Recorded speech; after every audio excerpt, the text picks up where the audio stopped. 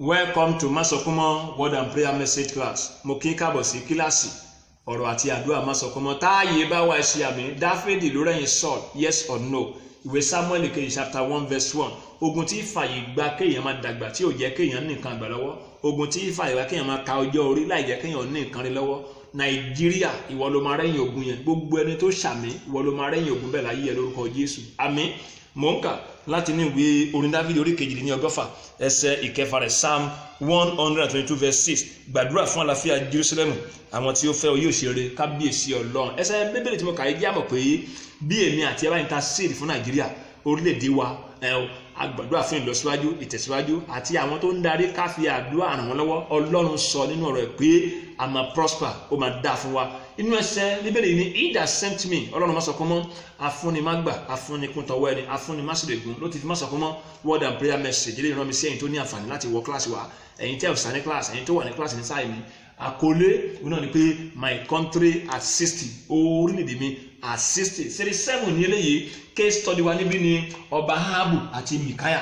A máa kọ́ ẹ̀kọ́ láti níwèé ọba kìíní orí kejìlélógún ẹsẹ̀ kẹta sí ẹsẹ̀ ìkẹrìnlá rẹ̀. 1 Kings chapter 22 verse 13 to 14. Ó ń sẹ́ tí ó lọ pé Mikaya wí fún pé kíyèsí nísinsìnyí ẹnu kan náà ni ọ̀rọ̀ àwọn wòlíì fi jẹ́ rere fún ọba. Èmi bẹ̀ ọ́ jẹ́ kí ọ̀rọ̀ kí ó dàbí ọ̀rọ̀ kan nínú wọn kí ó sì sọ rere. 14. Mikaya sì rí pé bí Olúwa ti wà, ohun tí Olúwa bá sọ fún mi lè èmi ó sọ. Ẹnìkan tó lọ pé Mikaya wòlíì wá sọ pé gbogbo 400 prophet ní wọ́n sọ fún kábíyèsí the same thing pé ọba lọ wàá borí ogun, ogun ò lè borí ẹ̀. Ìwọ náà jọ jẹ́ kí tiẹ̀ náà dàbí tiwọn, má jẹ́ kí tiẹ̀ yàtọ̀. Ṣùgbọ́n Mikaya ní ohun tọ́lọ́ ń bá ti sọ fún mi lèmi máa sọ. Tó bá jẹ́ ohun tọ́lọ́ ń sọ fún wọn nìyẹn tó sọ fún mi, á lè ṣe kábíyèsí lọ́mọ ṣe ń padà bọ́ mẹ́ẹ̀. Series 7 ní eléyìí, ẹni tí àwòkọ́ ti kọ́ni ló fi rán mi. Mo wá class láti wá jíṣẹ́ as we celebrate Nigeria independence at 60, even over at 60 plus now. Kí la láti mọ̀, kí la láti ṣe, níbo láti mèsì ẹ̀, kí ló yẹ ká gbé ní ìgbésẹ̀ kó lè rí bí a ti fẹ́ kórí fún wa ní orílẹ̀-èdè tí ó dáa ní àgbáńláyé yìí tí ṣe Nàìjíríà. Series 7 yìí wọ́n sọ pé àwọn ìjòyè orílẹ̀-èdè ní at 60 wọn ò fi òótọ́ bá ìlú ṣe, wọn ò jẹ́ olóòótọ́. The rulers of my country at 60 are not faithful. Kábíyèsí ọlọ́mọ ká bíbélì mi ní ìwé òwe orí kọkàndínlọ́gbọ̀n ẹsẹ̀ ìkejìlá rẹ̀. Ó ní bí ìjòyè bá fetí sí ọ̀rọ̀ èké, gbogbo àwọn ìránṣẹ́ rẹ̀ ni yóò burú. Ìjòyè rulers tó bá jẹ́ pé ọ̀rọ̀ èké, ọ̀rọ̀ ẹ̀tàn ló fẹ́ kó fóòtọ́, àwọn tó ń bá iṣẹ́ tó yẹ ká, àwọn náà di ènìyàn búburú ni o. Àwọn wo làwọn ìjòyè? Ẹ̀yin tí ò sá ní class, ìjòyè ni àwọn tí a dìbò fún dóróyè tí wọ́n ń darí wa, àbí àwọn tó fi ipá ìbọn gbà láti débẹ̀. Ọlọ́mọdé àríyàn wọn láláì forever. Àmín. Ìjòyè ni wọ́n o. Tó bá wá jẹ́ pé wọ́n jẹ́ aláìṣòótọ́, bí ó ti máa rí nílùú náà láì ṣeré bó ṣe ń lọ yìí. Ìwé aláwọ̀ yìí ló sọ pé a kì í fi èrú di ẹrù kó gún. Ọlọ́run jẹ́ ogún fún wa nílẹ̀ yìí. Ẹ̀rá ìyá mi àbí ìkejì, ó ní olóòótọ́ kì í sinrin àjò ká pàdánù. Ọlọ́run má jẹ́ àpàdánù over 60. Ìkẹta, ó ní òtítọ́ dọ́jà òkúta, owó lọ́wọ́ ni à ń rè kí. Kábíyèsí Ọlọ́run, ó ti hàn gbangba nínú àlàyé Yorùbá níbi tó ń bí mi sí ni pé ayé wọn fóòtọ́, ọ̀run kò gbèké, ọ̀rọ̀ ọ̀dẹ̀ pé mẹ́ta ìkànnì yẹn máa fọwọ́ mu. Come what may, èmi ti yàn láti ṣe òótọ́ pẹ̀lú èyí tí mo ṣe yìí. Nìkan tó pé àwòtọ́ ló sọ̀rọ̀ bẹ́ẹ̀ yẹn, bẹ́ẹ̀ ni olóòótọ́ kì í lẹ́ni níbẹ̀rẹ̀.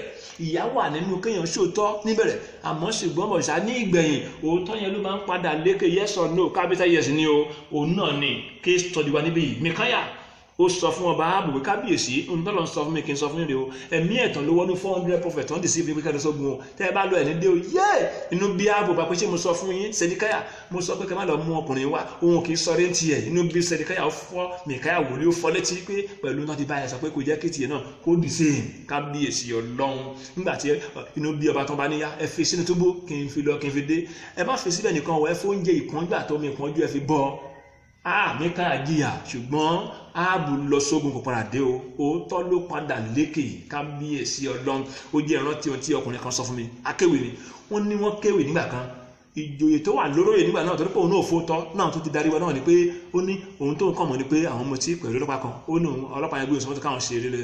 Ó ní ilé ẹni yẹn àgbàlá ẹni yẹn náà gbé òun lọ. Àti òun débẹ̀ ó ní ọtí dá wáì lóye lójú òun pé ìwọ ló kéwì ló ṣe kíní kan tó bá pa ẹ́ bí kò sẹ́ni tó máa mọ̀ kó ń pa ẹ́, tó máa pa ẹ́ tó máa mọ̀ náà kò sí tó fẹ́ ti ibẹ̀ jáde. torí pé ìjòyè ìfòótọ́ ni ká ní wọ́n fòótọ́ ni kò ní lè débẹ̀ yẹn ẹni yẹn orí ìyá ìlọ́yọ̀ kábíyèsí ọlọ́run. English teacher mi sọ pé for every lie told another lie will be needed to cover it up. Kábíyèsí ọlọ́run. Àwọn ìránṣẹ́ àwọn ìjòyè according to 29:12 ìwé òwe yẹn àwọn ìránṣẹ́ àwọn tó ń ṣiṣẹ́ pẹ̀lú àwọn rulers wọ̀nyí wọ́n ti dèèyàn búburú lọ́dọ̀ àwọn aráàlú. Kí ló dé? Nǹkan méjì ló fà. Ìkíní, ọ̀rọ̀ èké ni àwọn ń sọ fún àwọn rulers ní ìdẹ̀lẹ̀ blame wọn náà. Àwọn rulers ò fòótọ́ ara ṣé káwọn náà wà pẹ́ kán lé wọn dànù kán yọ wọn kúrò lẹ́gbẹ̀ẹ́ wọn òun làwọn náà ṣe pé nǹkan kó fẹ́ nìyẹn kí ẹ máa fún wọn ní ẹ̀tàn ẹ̀ṣọ́. Ìkejì, àwọn èèyàn tí àwọn yẹn tán lọ ṣojú fún wọn ti disappoint wọn o. Àwọn wá ní àwọn ìránṣẹ́ àwọn ìjòyè yẹn, àwọn ní house of rep members, àwọn ní senators, àwọn ní special adviser, àwọn ní minister, àwọn ní commissioner, àwọn làwọn local government chairman tẹ́ pé wọ́n súnmọ́ àwọn tẹ́ pé wọ́n ń darí wa wọ̀nyí. Kábíyèsí ọlọ́run. Jẹ́ ẹ lọ parí mẹ́sẹ̀gì o torí àkókò tí mo ń wo lókè 29:14 ìwé òwe kan náà ó ní ọba tó fi òtítọ́ ṣe ìdájọ́ tálákà ó ní ìtẹ́ rẹ̀ yóò fìdí múlẹ̀. Àwọn rúlàsì wa láì fi ọkùnrin àbí obìnrin ṣe ẹ̀yà àti èdè ṣe tó máa fòótọ́ ṣe ìdájọ́ tó fòótọ́ ṣàkóso ìlú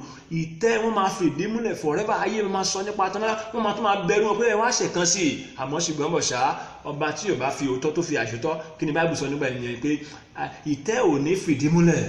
Jẹ́ n parí ẹ̀ báyìí o. English ìsàmì sọ pé eating other people's sweat is eating one's future. Àwọn èèyàn tó jẹ́ pé àwọn òògùn tó jẹ́ pé wọ́n ti di ọ̀la wa mọ́ tiwọn ọ̀nà wo gbogbo owó tó yẹ kán fi ṣe hospital kó dára kárí hospital lò ọ̀nà kó dára kárí bẹ̀rẹ̀ ilé ìwé kó ní ọ̀fẹ́ káwọn lè kàwé owó tó yẹ kán lò kó jẹ́ pé àǹfààní gbogbo ayé ni àwọn kó sápò ara wọn.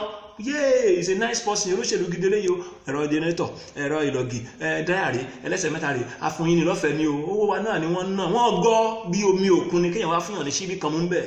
Kábíyèsí ọlọ́run. Ìwé Aláwìyé mi sọ pé tọ́nítọ́ní ò gbọ́ o, ẹni tí à ń tàn ní ò gbọ́n o, ẹni tí à ń tàn dẹ̀ gbọ́n, ẹni tó ń tàn ní ló gbọ́n jù lọ o. Abọ́rọ̀ ṣe 7 nílé yìí o. My country at 60. Ọmọ kì í jíṣẹ́ bàbá ẹ̀ kó jìyà. Nti àfihàn mi ni mo wá class mo wá deliver o. God bless you sama. Bí ọlọ́run bá bùkún ní mẹ́sẹ̀gì yìí ẹ jẹ́ blesser fún àwa náà ẹ lọ sí Masokomo TV lórí YouTube ẹ subscribe. God bless you sir. God bless you ma. Ẹ má bo mẹ́sẹ̀gì lé mọ́ra o. Ẹ share yẹn. Ọ̀rọ̀ Ọlọ́run àti àdúrà ò lè ṣe nǹkan tí kò lè yíyàn padà tì ó máa ń túnyàn ṣe kò lè ṣe tí wọ́n ti ṣe tí yẹn ti ṣe tí wọ́n náà ti ìṣe Apostles 6:4 inú ẹ̀ lẹ́wà. BA Ọlọ́run tọ́lá lórúkọ mi tí ayé mọ̀ sí Masokomo látòrí òkè Masokomo Ògìjò tàbí Christ Matthias Bible College and Seminary. Ẹ̀rọ ìbánisọ̀rọ̀ mi ò yí wọ́dà 0805-605-506 tàbí 0803-274-6913. Jésù Ọlọ́run Masokomo ààyè ló wà.